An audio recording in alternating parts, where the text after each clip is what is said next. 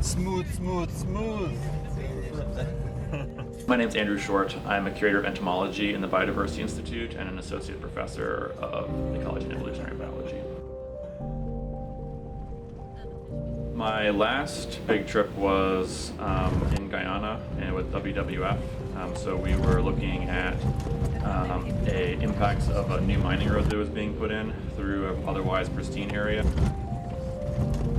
They break this giant forest area into concessions, and then these companies build these mining roads into an otherwise pristine, a completely virgin rainforest.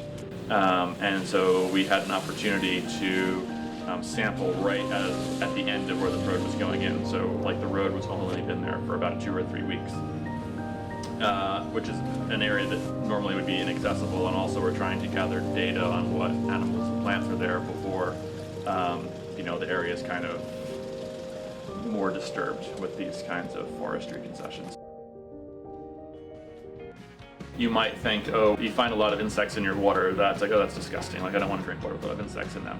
On the other hand, if all the insects die in the water you're drinking, there's probably something wrong with that water, and you would want to know that. And so if your water has a lot of insects, and a lot of insects that are indicative of requiring very clean, fresh water, and those insects are long-lived and live 1 or 2 years, so that you know that water's been clean for a long period of time, and not just had some point input to kill everything off, and then just, then that's actually a good thing. And so you should actually want a really good, diverse community of insects in the water that you're drinking.